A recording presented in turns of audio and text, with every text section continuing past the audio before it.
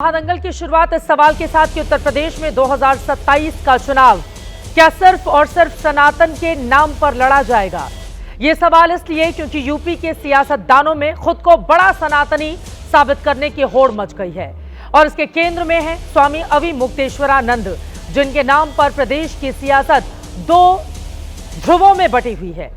लेकिन दोनों पक्ष जिस तरह की बयानबाजी कर रहे हैं वो सनातन की रक्षा से ज्यादा सत्ता के संघर्ष की ओर इशारा करता है।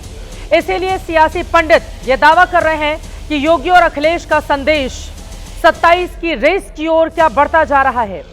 इसीलिए जब सीएम योगी आदित्यनाथ ये कहकर अखिलेश यादव पर हमला बोलते हैं कि 12 बजे सोकर उठने वालों को गरीबों के बारे में सोचने की फुर्सत नहीं है, तो अखिलेश यादव ने भी पलटवार करते हुए कहा कि कुछ लोग नींद से उठ जाते हैं लेकिन वो होश में नहीं आ पाते हैं।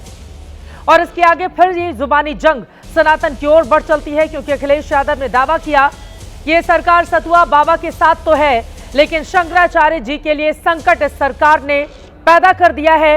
मंदिर भी तोड़े हैं और काशी में बुलडोजर चलवा दिया है।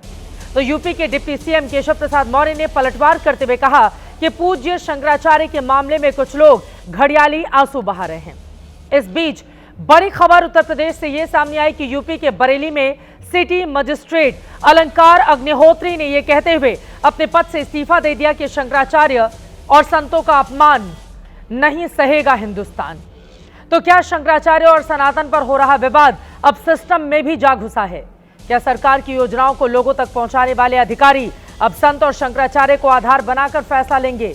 आखिर इसकी नौबत क्यों चली आई? सिटी मजिस्ट्रेट ने इस्तीफा देते हुए जो बातें कही हैं क्या वास्तव में वो सच है? इस वजह से एक अधिकारी को अपना पद इस रूप में छोड़ना पड़ा है। और सबसे बड़ा सवाल, क्या 27 के चुनाव में विकास नहीं संत सनातन पर हो रहा विवाद ही सबसे बड़ा मुद्दा बनेगा? महादंगल में कई सवालों के साथ आज बड़ी चर्चा करेंगे, लेकिन उसके पहले संत और सत्ता पर छिड़ी जुबानी जंग सुनिए।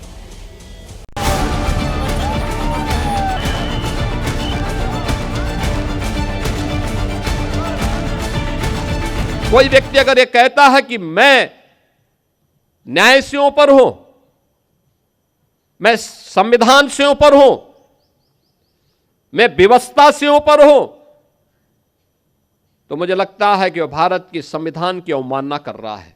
जो कहता है कि मैं संविधान की शपथ लेकर के बैठा हूं, क्यों अभी तक गौ रक्षा नहीं कर पा रहा है?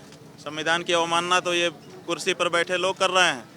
आप सोचो, जिस प्रदेश का मुखिया 12 बजे सो करके उठता होगा, उसके लिए कोई सूर्योदय की बात करेगा तो वो तो सपना मानेगा। बोले बेफिजुल की बात कर रहे हो। जिनकी आंखें दिन भर बंद रहती हैं, तो जाकर भी मदहोश रहते हैं वो। आज शंकराचार्य जी के सामने भी संकट पैदा कर दिया सरकार ने। सोचिए आप, वो अभी भी नींद में हैं, क्योंकि उन्हें एहसास नहीं है कि जिस दिन वोट पड़ेगा तो उनकी गिनती कहां होगी जाकर के। ये ढोंगी घड़ियाली आंसू जो बहा रहे हैं पूज्य शंकराचार्य जी के मामले में, ये सब संतों के द्रोही हैं, हिंदुओं के द्रोही हैं, राम भक्तों के द्रोही हैं। किसी ने गलती की है, किसी ने मान सम्मान में कमी की है, तो बिल्कुल उन लोगों को दंड देना चाहिए। और जो लोग सनातन का नाम लेकर सत्ता के अंदर आ गए, उन्होंने अपना अलग सनातन बना लिया है। ये हमारा सनातन कभी नहीं कहता था कि हम हमारे साधु संत महात्माओं का अनादर करें, अपमान करें। पक्ष बैठ करके संवाद करें ताकि सनातन का हास्य परिहास ना हो और हंसी ना हो, मजाक ना हो, ये प्रयत्न किया। स्नान का पुण्य है, पालकी का पुण्य नहीं है। और शासन को और ना हमारे संतों और पूज्य शंकराचार्य भगवान को एक दूसरे से विवाद है।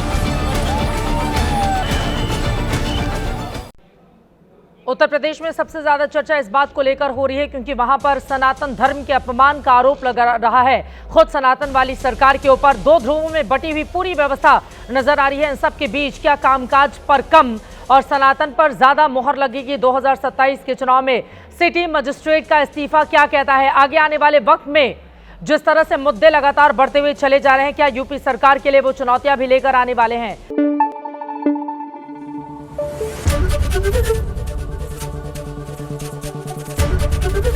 एबीपी न्यूज आपको रखे आगे।